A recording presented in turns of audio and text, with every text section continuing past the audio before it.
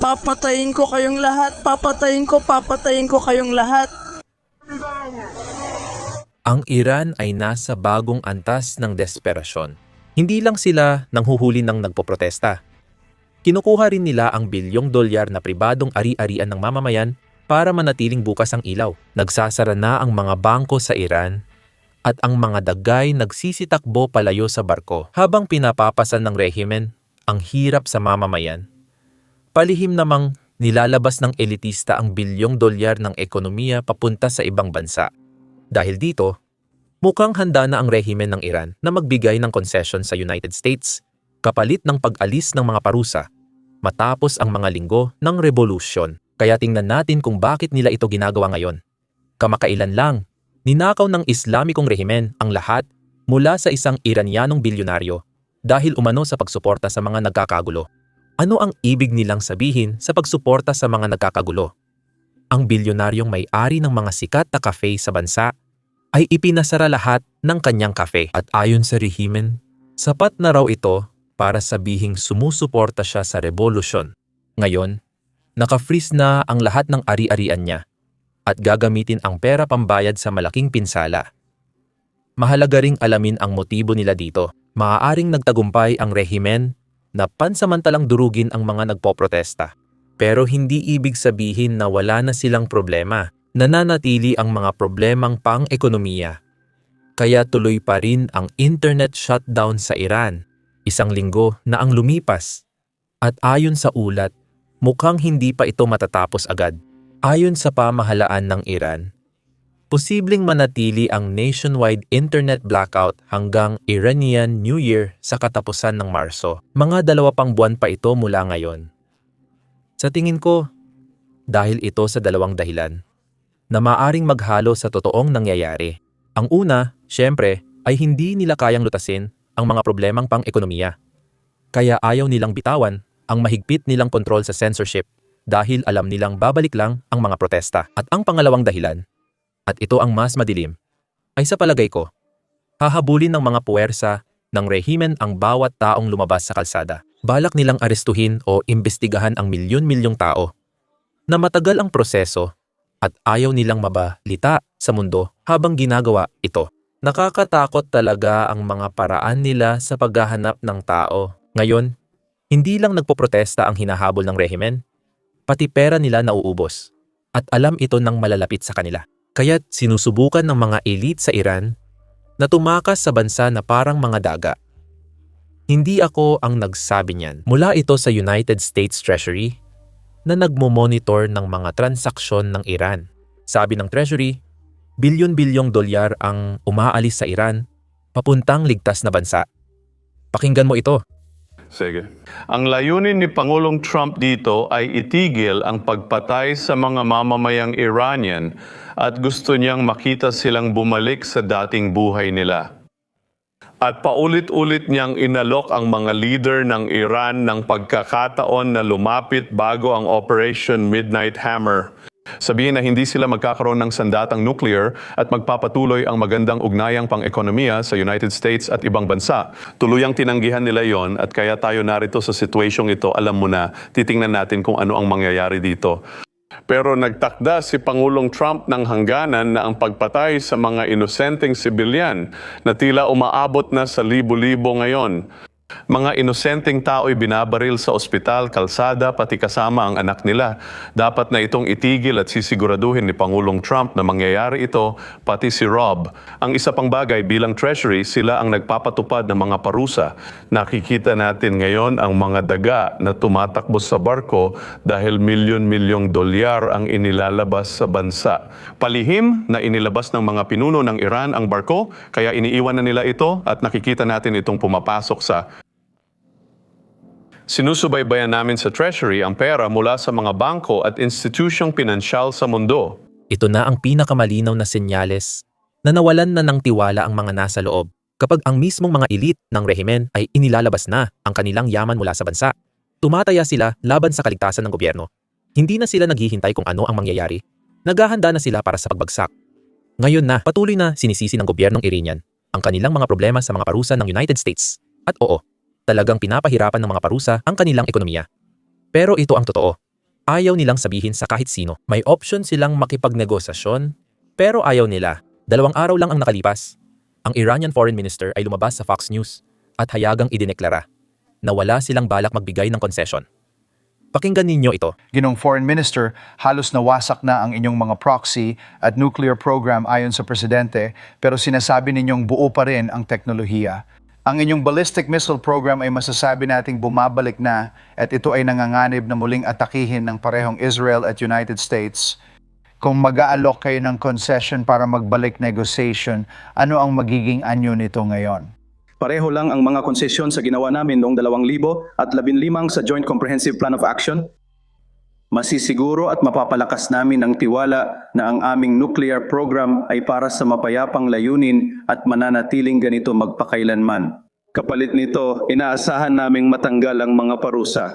Ang ballistic missiles ay aming paraan ng depensa at ito ang pinakamaasahang paraan ng depensa at hindi ito maaaring pag-usapan o pagkasunduan. Bakit namin kailangang pag-usapan ang tungkol sa aming ballistic missiles kung kailangan namin ito para sa aming seguridad at depensa? Praxis, sa tingin ko mali. Alam mo, pagkakamali na tawagin silang proxies. Wala kaming praxis sa rehiyon. Sila ay mga kilusan na lumalaban sa okupasyon at ipinaglalaban ang karapatan gamit ang inyong pera. Sinusuportahan lang namin sila, wala silang ginagawa para sa amin. Lumalaban sila para sa kanilang layunin at sinusuportahan namin ito. Isipin mo, bagsak ekonomiya nila, nagsasara bangko, nagugutom tao. Sagot nila, hindi kami urong. Ito ay isang rehimen na mas pipiliin pang mapanood na masunog ang sarili nilang bansa kaysa makipagkompromiso. Kaya't tumugon ang Estados Unidos ng mas mahigpit na mga parusa. Ngayon ay tinutugis ang mga taong pumapatay sa mga nagpoprotestang Iranian. Pakinggan ninyo ito. Sinusuportahan ni Pangulong Trump ang mga tao ng Iran at inutusan ng Treasury na parusahan ang mga miyembro ng rehimen. Ang mga pinuno ng Iran ay marahas na tumugon sa mapayapang mga demonstrasyon gamit ang karahasan mula sa malawakang pamamaril sa kalsada hanggang sa pag-atake sa mga sugatang biktima at ospital. Nakatuon ang mga parusa sa 18 individual at entidad na ginagamit ng rehimen para iwasan ang parusa sa langis ng Iran at ilihis ang kita ng enerhiya mula sa tunay na may-ari. Ang likas na yaman ng Tehran ay para sa mga mamamayan ng Iran, hindi para sa mga diktador.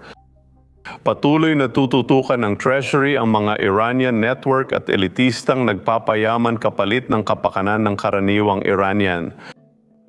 Kabilang dito ang paggamit ng rehimen ng digital asset para iwasan ang parusa at pondohan ng cybercriminal na operasyon. Pangalawa, ang Iran sa Russia. Sa pinakamaraming parusa sa buong mundo. Mukhang gusto nilang bumalik sa unang pwesto. At sa tingin ko, makakatulong ang mga bagong parusa para maabot nila iyon. Kamakailan, inanunsyo ni Pangulong Trump ang 25% taripa sa sinumang makipagkalakalan sa Iran. Dahilan ng mas komplikadong sitwasyon. Dahil may isang bansa na mas mahalaga kaysa sa iba para sa ekonomiya ng Iran. Ang bansang iyon ay China. Taon-taon, umaangkat ang China ng halos 20 bilyon na produkto mula Iran. Karamihan ay langis. Para sa perspektibo, ang pangalawang pinakamalaking trading partner ay Turkey na may 15 bilyon lang. Ibig sabihin, ang China ay hindi lang pinakamalaking customer ng Iran. Sila na rin halos ang nag-iisang customer na mahalaga. Kung itutuloy ng United States ang 25% taripa at pipilitin ang China na putulin ang ugnayan, malaking dagok ito sa rehimen ng Iran. 20 bilyong dolyar. Dito kinukuha ng Revolutionary Guard ang pondo para sa pagsupil at suporta sa rehimen. Ngayon, ang taripa at mga parusa ay panlabas lang na pressure. Pero ang nangyayari sa loob ng sistema ng pagbabangko ng Iran ngayon ay mas malala pa. At halos walang nagbabalita tungkol dito. Kung mahalaga sa iyo ang aming balita, pindutin ang subscribe sa ibaba. Dahil talagang malaki ang naitutulong nito sa amin sa algorithm at natutulungan kaming maipaliwanag ang mga detalye araw-araw. Ngayon, ang krisis sa pagbabangko, dyan talaga nagsisimula ang totoong utang na pababa. Nagsimula ito noong huling bahagi ng nakaraang taon sa bangkong tinatawag na Ayanda. Ang bangkong ito ay pinapatakbo ng mga kaalyado ng rehimen. Sa madaling salita, mga taong konektado sa gobyerno. Pero nang bumagsak ito, natuklasan ng mga autoridad na halos 5 bilyong dolyar ang halaga ng mga palpak na pautang nito. Sa isang bansang tulad ng Iran, napakalaking sakunan yan, kaya kailangang manghimasok at pamahalaan ng central bank ang ayanda. Nag-imprenta sila ng maraming pera para takpan ang deposito. Sa papel, nailigtas ang bangko, pero sa totoo lang, lumala pa ang sitwasyon. Kapag nag-imprenta ka ng bilyon-bilyong pera para iligtas ang bangkong nalulugi, binabaha mo ang ekonomiya ng bagong pera. Dahil dito, lalo pang tumataas ang inflasyon, lalo pang nawawalan ng halaga ang real, at ang ipon ng mga tao ay mas lalo pang bumababa ang halaga. Hindi naman nawawala, pero mas lalo pang nababawasan ang halaga. Hindi nila naresolba ang problema. Tinakpan lang nila ito at lumikha pa ng mas malaking problema sa hinaharap. Narito na tayo sa tinutukoy na hinaharap. 5 pang bangko sa Iran ang sumusunod sa parehong landas. Pareho pa rin ang problema. Masasamang pautang, maling pamamahala, at mga parusang pumipigil sa kita na siyang kinatatakutan nila. Malamang hindi na kaya ng central bank ulitin ang bailout dahil kulang na sila sa kapasidad. Kahit isa lang sa 5 bangko ang bumagsak, maaaring wala nang sasalo sa pagbagsak nila. Mawawala ang deposito ng tao, tiwala sa sistema ng pagbabangko, at walang modernong ekonomiya. Kung hindi gumagana ang bangko, nagkakaroon ng pagbagsak ng bangko, pagbaba ng pera, at patuloy na taas ng inflation.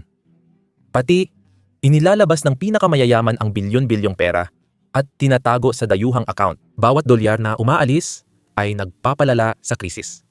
Bawat bangko na natitinag ay lalo pang nagpapahina ng tiwala. Isa itong death spiral na walang malinaw na labasan. Ito ang dahilan kung bakit, sa kabila ng lahat ng matitinding salita, may mga palatandaan ngayon na maaaring handa na ang rehimeng Iranian na makipag-usap. Sinasabi ni United States Envoy Steve Witkoff na maaaring handa na talaga ang Iran na magbigay ng mga konsesyon. Kung totoo yon, malaking bagay yon. Ang rehimeng ito ay matigas ang ulo sa usapang nuclear at panrehiyong alitan. Kung ang hirap sa ekonomiya ang nagtulak sa kanila makipag-usap, isa itong mahalagang pagbabago. Mahusay ang Iran sa pagsasabi ng iba kaysa ginagawa. Maaaring nagpapakitang tao lang sila o nagpapalipas oras. Hindi natin alam hanggat di natin nakita ang tunay nilang kilos. Hiling ng United States: itigil ang nuclear enrichment, bawasan ang missiles stockpiles, alisin ang nuclear material, at itigil ang suporta sa mga proxy group tulad ng Hezbollah, Hamas, Houthis, at iba pa. Sa tingin ko, karamihan dito ay kayang pag-usapan ng rehimen ngayon. Desperado na sila, pero hindi nila kayang isuko ang mga misil. Talo ang Iran sa 12 araw na digmaan kontra Israel. Pumalya ang air defenses nila at nasira mga nuclear site. Ang mga misil lang nila ang tunay na gumana. May ilan na tumagos sa depensa ng Israel. Kaya may tagumpay silang maipagmamalaki. Hindi ko alam kung handa silang isuko iyon. Lalo na ngayon na iyon na lang ang natitirang nagpaparamdam sa kanila ng kapangyarihan. Kaya maaring magkaroon ng negotiation. Pero hindi natin dapat asahan na magiging madali ito. Yun lang ang meron ako para sa inyo.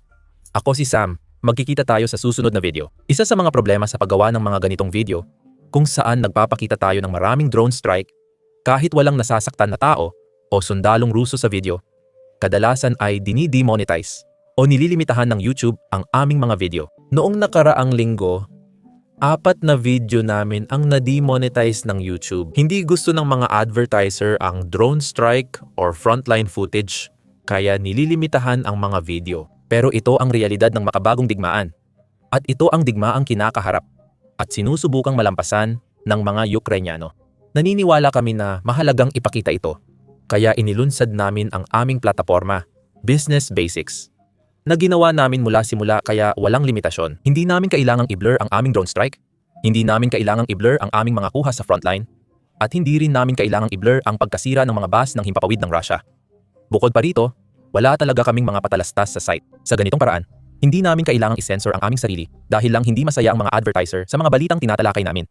Hindi namin pinopondohan ang site sa pamamagitan ng mga patalastas, kundi sa pamamagitan ng inyong suporta. Kaya kung isa ka sa mga interesado sa ganitong klase ng balita at gusto mong mapanood ang aming mga video na hindi censored at makakuha ng mga bonus na nilalaman na hindi namin pwedeng i-upload dito sa YouTube, siguradong sumali ka sa amin sa Basics Insider.com.